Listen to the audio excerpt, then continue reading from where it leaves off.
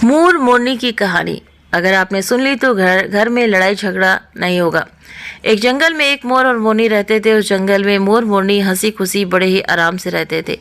एक दिन मोरनी मोर से कहती है कि पिया जी, हमें यहाँ से चलना चाहिए, हमें वहाँ चलना चाहिए जहाँ हमारे समाज के बहुत सारे मोर रहते हैं, हमें वहाँ पर चलना चाहिए। मोर मोरनी से कहता है कि हे प्रिय, हम वहाँ चलेंगे तो लड़ाई झगड़े होंगे, हम यहाँ कितने आराम से रहते हैं, हम दोनों इस जंगल में कितने सुकून से रहते हैं, हमें वहाँ चलने की क्या ज़रूरत है। लेकिन मोरनी जिद करने लगती है तो मोर भी मान जाता है। मोरनी की जिद करने पर वो दोनों उड़कर एक नगर में आ जाते हैं। उस नगर का राजा पशु पक्षियों की भाषा को आसानी से समझता था, क्योंकि उस राजा ने कराव शास्त्र की पढ़ाई की थी। कराव शास्त्र का मतलब पशु पक्षियों की भाषा आसानी से समझ पाना। वो राजा सभी पशु पक्षियों की भाषा आसानी से समझ पाता था। दोनों मोर मोरनी उसी नगर में आ जाते हैं। एक दिन राजा अपनी रानी से कहता है, मुझे बहुत जोर से भूख लगी है, आप मुझे भोजन करा दीजिए। रानी राजा के लिए रसोई में जाकर एक थाली में दाल और चावल लेकर दूसरे हाथ में पानी का लोटा लेकर राजा के पास पहुंचती हैं। और रानी जैसे ही खाने की थाली राजा के पास रखती हैं तो थाली से एक चावल का टुकड़ा नीचे गिर जाता है। वहीं पर नीचे चींटियां घूम रही थीं तो उनमें से एक चींटी उस चावल के टुकड़े को लेकर जाने लगती है। राजा बैठा इस सारी घटना को देख रहा था। उस चींटी के पास में तुरंत ही एक बड़ा चिट्टा आता है और वो चिट्टा उस चींटी से कहता है कि हे प्रिय, ये चावल का टुकड़ा मुझे दे दो और तुम जाकर राजा की थाली से दूसरा चावल का टुकड़ा उठा कर ले आओ। उन दोनों की बातों को राजा अच्छी तरह सुन रहा था, क्योंकि वो राजा हर पशु पक्षियों और जीव जंतुओं की भाषा समझता था। चींटी ने चिट्टे से कहा कि नहीं, मैं नहीं जाऊंगी, अगर राजा को इस बात का पता चल गया तो राजा मुझे मार डालेगा। फिर चिट्टा चींटी से कहता है कि तुम जाओ, राजा को पता नहीं चलेगा।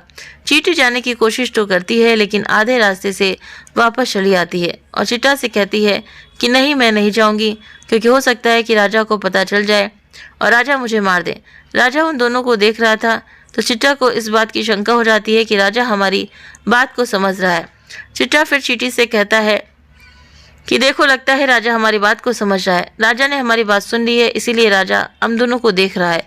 चींटी चिट्टा से कहती है अगर राजा ने हमारी बातों को सुन लिया है और अगर राजा ये बात किसी और को बताएगा तो उसी समय पत्थर का बन जाएगा। राजा चींटी और चिट्टा की बात को सुन लेता है और समझ लेता है। राजा इस बात को सुनकर हंसने लगता है। राजा को अकेले हंसते हुए देखकर रानी रसोई से बाहर आती हैं तो राजा उसे हंसता हुआ दिखाई देता है। रानी राजा को हंसते हुए देखकर सोचने लगती हैं कि शायद मुझसे कोई गलती हुई है, इसलिए राजा जी को हंसी आ रही है।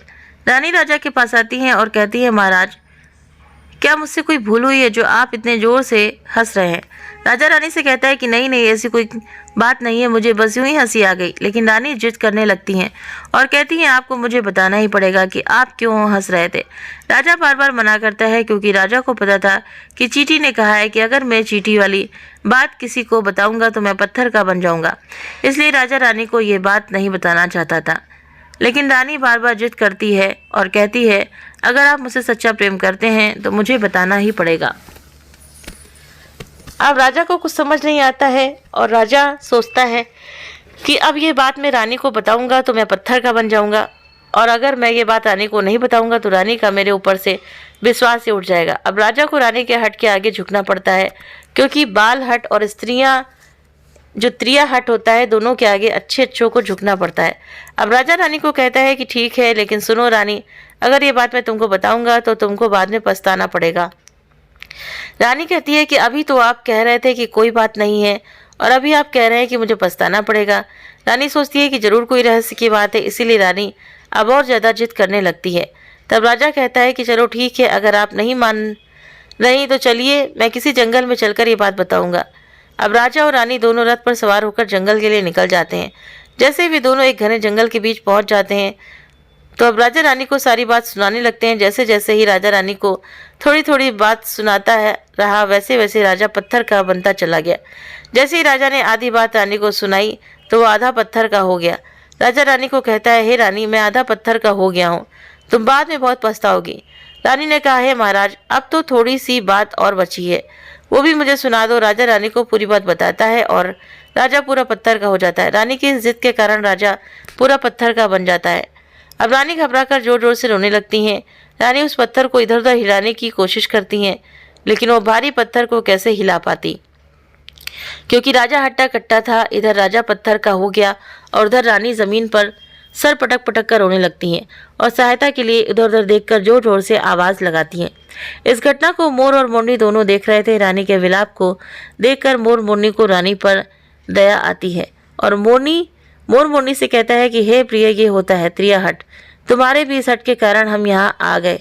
वहां पर हम कितने खुश थे, खुशी खुशी रहते थे। मोरनी मोर से कहती है, प्रिय, ये रानी बहुत दुखी हो रही है, हमें इसकी मदद करनी चाहिए। ये कितना विलाप कर रही है, इसकी और मदद तो हम ही कर सकते हैं, इसको हम हिम्मत तो बना सकते हैं।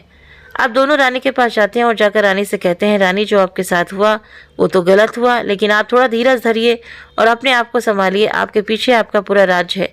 अब राजा को पत्थर तो हो चुके हैं, अब आपके राज्य को आपको ही संभालना है। रानी मोर मोरनी की बात सुनकर कहती है कि मैं अपने आप को कैसे संभालूं, क्योंकि अब तो मेरा संसार ही उजड़ गया है, क्योंकि मेरे स्वामी तो अब पत्थर के बन चुके हैं।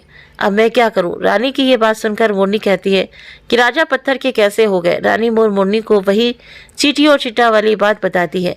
जैसे जैसे रानी वो बात बताती है वैसे वैसे रानी पत्थर की होती जाती है। जैसे ही रानी ने पूरी बात बताई और रानी पूरी पत्थर की बन गई।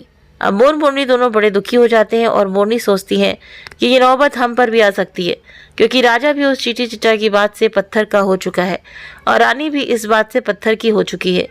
मोर मोरनी से कहता है, ये विपत्ति हम पर भी मंडरा रही है, क्योंकि स्त्रियों से कोई बात छिपती नहीं है। मोरनी मोर से कहती है, पिया जी, हम कहीं दूर चलें क्या? मोर ने कहा, प्रिय, दूर जाने से क्या फायदा है? ये खतरा तो हम धरती के किसी भी कोने में चले जाएंगे तो भी हमें नहीं छोड़ेगा। ये तो हमारे ऊपर मंडराता रहेगा। अगर जाने अनजाने से भी हमारे मुंह से ये बात निकल गई तो हम भी पत्थर के बन जाएंगे। अब इस बात से मोर मोरनी दोनों चिंतित रहने लगे। ना तो अच्छी तरह से वे खाना खाते, ना अच्छी तरह से वो रहते। दोनों को ये चिंता मन ही मन खाए जा रही थी। अब मोर के दिमाग में एक विचार आया कि यदि मैं इन सारी चींटियों को ख़त्म कर दूं तो ये विपत्ति भी टल सकती है। मोर मोरनी से कहता है कि यदि हम दोनों इस सृष्टि की सारी चींटियों को ही ख़त्म कर दे तो हमारा ये संकट भी मिट जाएगा। मोर मोरनी इस बात से दोनों सहमत हो जाते हैं। तो मोर मोरनी सभी चींटियों को मार मार कर खाना शुरू कर देते हैं। अब मोर मोरनी का इतना आतंक मच गया कि चींटियाँ मोर मोरनी को देखते ही इधर उधर भागने लगती हैं और बिल खोदकर जमीन में उतर जाती हैं। मोर मोरनी दोनों इतना ध्यान रखते कि जिधर भी चींटियां दिखाई देती तो उनको तुरंत दबोच लेते। चींटियां इनके डर से बिल के बाहर भी नहीं निकलती, बिल के अंदर ही छिपी रहती। अब चींटियां भूखे मरने लगीं, क्योंकि भोजन तो बिल से बाहर ही मिलता है। अब जैसे ही चींटियां भोजन के लिए बिल से बाहर निकलती तो मोर मोरनी उनको मारकर खा जाते। अब एक चींटी और चिट्टा बिल के अंदर भूख से तड़पते हुए भगवान विष्णु का जाप करने लगे और भक्ति में दोनों इतने लीन हो गए कि उनको ध्यान ही नहीं रहा कि हम कहाँ पर हैं और कैसे हैं।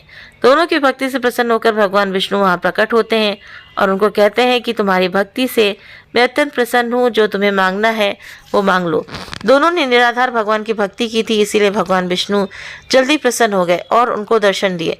अब चींटी और चिट्टा न जाने कितने दिनों से भूखे प्यासे थे, इसीलिए दोनों एक ही बात कहते हैं, हे श्री हरि, अगर आप हमको वरदान देना चाहते हैं तो हमारे पेट में गांठ लगा दीजिए, क्योंकि जब हमारे पेट ही नहीं होगा तो हम बिल से बाहर क्यों जाएंगे और मोर मोरनी हमें नहीं खाएंगे। भगवान विष्णु उनकी ये बात सुनकर बोले, तथास्तु, और चींटियों के पेट में गांठ लग गई। अब चींटी और चिट्टा भगवान विष्णु से बोले कि हे प्रभु, हमारे पेट में गांठ तो लग गई, लेकिन अभी भी हमें मोर मोरनी से खतरा है, क्योंकि मोर मोरनी बाहर हमारा इंतजार कर रहे हैं।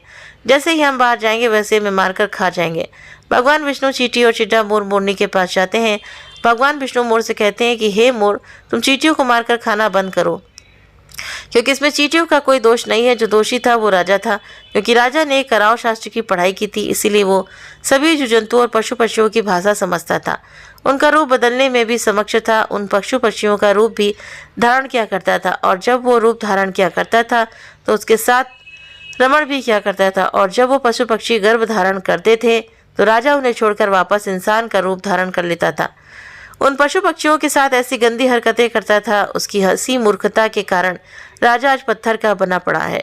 मोर भगवान विष्णु से कहता है, हे प्रभु, इसमें रानी का क्या दोष है? तो भगवान विष्णु ने कहा, रानी भी राजा के पाप की भागी है, क्योंकि रानी अगर राजा को रोकती तो राजा इतना बड़ा पाप नहीं करता, इसलिए वो भी पाप की भागी हैं। इस कारण वो भी पत्थर की बनी पड़ी हैं। भगवान विष्णु के समझाने के बाद मोर उनसे कहता है कि हे प्रभु, अगर चींटी चिट्टा की इस बात को हम दूसरों को कहेंगे तो हम भी क्या पत्थर के बन जाएंगे। तो भगवान विष्णु बोले, चींटी और चिड्डा का ये श्राप अब समाप्त हो चुका है, अब इस बात का कोई असर नहीं होगा। ये बात अब तुम किसी से भी कह सकते हो। अब मोर और मोनी बहुत खुश हो जाते हैं और भगवान विष्णु भी अंतर्ध्यान हो जाते हैं। मोर खुश होकर नाचने लगता है। खूब नाचने के बाद मोर नीचे अपने पैरों को देखता है और रोने लगता है कि मेरा शरीर तो कितना सुंदर है और मेरे पैर फटे हुए हैं, क्योंकि दोनों ने चींटियां खाई थी, इसीलिए मोर मोरनी के पैर फट गए। अगर इंसान भी चींटियों को खा जाता है तो शरीर पर छोटे छोटे दाने निकल आते हैं और शरीर फटने लगता है। मोर जोर जोर से नाचता और अपने पैरों को देखकर रोता। मोर की आंखों से आंसू बहते तो मोरनी मोर को धीरज बंधाती और उन आंसुओं को अपनी चोंच से पी जाती। इस तरह से हर बार मोर जोर जोर से नाचता और रोता तो मोरनी मोर के आंसुओं को पी जाती। मोर मोरनी के प्रेम को देखकर भगवान विष्णु ने फिर दोबारा उन्हें दर्शन दिया और उन्होंने कहा कि तुम्हारा ये प्रेम हमेशा ऐसा ही बना रहे, तुम धन्य हो। अब ये भगवान का आशीर्वाद है या श्राप। मोरनी मोर के आंसुओं को पीने से गर्भवती होती है। तो उम्मीद करते हैं कि आपको ये जानकारी पसंद आई होगी, कहानी पसंद आई होगी। वीडियो पसंद आया हो तो वीडियो को लाइक करें, चैनल पर पहली बार है तो सब्सक्राइब करना ना भूलें। आप अपने कमेंट करके भी हमें ज़रूर से ज़रूर बताएं। आप सभी का बहुत बहुत धन्यवाद वीडियो देखने के लिए।